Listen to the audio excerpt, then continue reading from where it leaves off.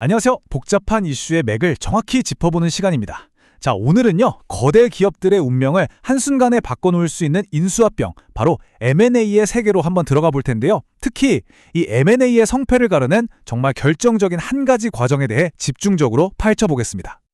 바로 이 질문, 이게 모든 M&A의 시작이자 끝이라고 할 수 있습니다. 수천억, 아니 수조 원이 왔다 갔다 하는 이 엄청난 거래에서 어떻게 하면 겉만 보고 샀다가 속 썩는 그런 실수를 피할 수 있을까요? 자, 먼저 우리가 발을 들여놓을 곳은요, 정말 리스크가 가득한 M&A의 세계입니다. 최근에 우리 기업들도 해외 기업 M&A에 굉장히 적극적이잖아요? 그러면서 그 규모도 커졌지만 동시에 잠재적인 위험도 그 어느 때보다 커졌어요.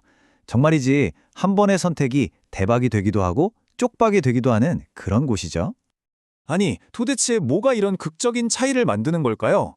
성공적인 인수와 재앙적인 인수를 가르는 정말 딱 한 가지 핵심 과정이 있습니다. 그 정답은 바로 실사라고 불리는 아주 철저한 사전 점검 과정이 있습니다.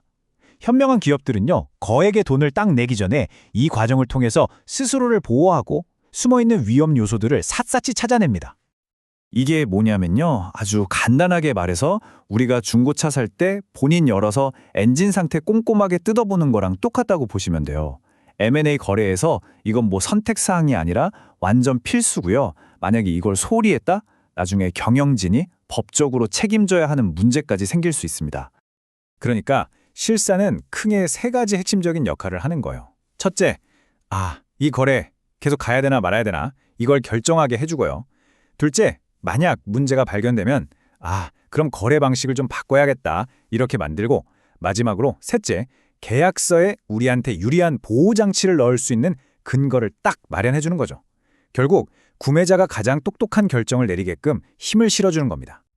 여기서 진짜 재밌는 건요, 실사가 그냥 문제점 찾아내고 위험하네 여기서 끝나는 게 아니라는 거예요. 실사를 통해 알게 된 사실들이 거래 가격부터 계약 조건까지 판 전체를 뒤흔드는 아주 강력한 힘을 발휘합니다. 회사의 자산이 진짜 얼마나 되는지, 혹시 환경오염 같은 문제는 없는지 이런 걸 샅샅이 조사하면서 이 회사의 진짜 가치를 알게 되는 거죠. 특히 중요한 게 우발부채라는 걸 찾아내는 건데요. 이게 뭐냐면요, 지금 당장은 안 보이지만 나중에 엄청난 소송으로 터질 수 있는 그런 잠재적인 시한폭탄 같은 빚을 말하는 겁니다. 자, 이 표를 보시면 그 차이가 확 느껴지시죠? 실사를 안 하면 그냥 감으로 거래하는 거고요. 실사를 하면 데이터를 가지고 거래를 하는 겁니다. 막연한 추측이 아니라 검증된 사실을 손에 쥐게 되니까 협상의 저울이 우리 쪽으로 확 기울게 되는 거죠. 예를 들면 이런 거예요. 실사를 해보니까 숨겨진 빚이 너무 많아요. 그러면 그냥 회사 주식 통째로 인수하는 건 위험하겠다. 대신 빚은 빼고 저기 알짜배기 자산만 콕 집어서 인수할게요. 이렇게 거래 방식을 완전히 바꿀 수 있다는 거죠. 이건 마치 폭탄이 들어있을지 모르는 상자를 통째로 받는 대신 상자를 열어서 안전한 물건만 쏙쏙 골라 담는 것과 같아요. 구매자 입장에선 훨씬 안전한 거래가 되는 겁니다. 그런데 실사의 진짜 힘은요, 계약서에 사인하고 끝, 이게 아니에요. 거래가 다 끝난 뒤에 생길 수 있는 여러 분쟁에서 우리를 지켜주는 아주 든든한 방패가 되어주거든요. 자, 이런 상황을 한번 상상해 보세요. 우리가 인수한 회사가 팔리기 전부터 고객 데이터를 엉망으로 관리하고 있었던 거예요. 근데 그걸 모르고 인수했는데 몇 달 뒤에 이 문제가 빵 터지면서 대규모 집단 소송이 걸린 거죠.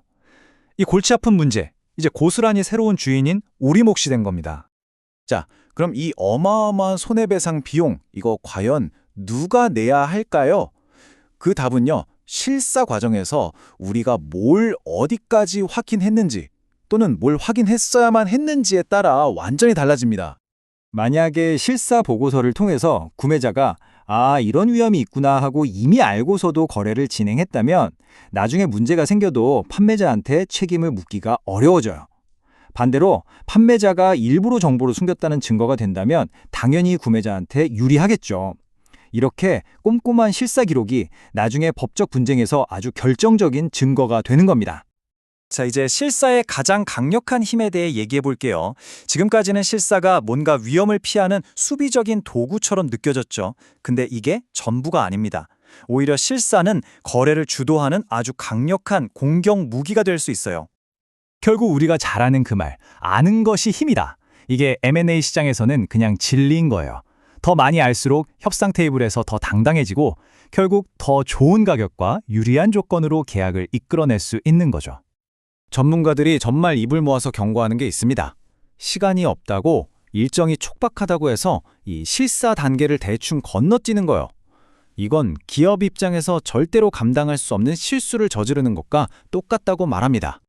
결국 실사라는 건 내가 지금 뭘 사는지 정확히 알고 거래하자는 거잖아요. 오늘 내용을 마무리하면서 여러분께 마지막으로 질문 하나 던지고 싶습니다. 비단 M&A뿐만 아니라 인생의 어떤 큰 결정을 내릴 때 여러분은 그 속을 제대로 들여다보지 않고도 진행할 위험을 감수하시겠습니까?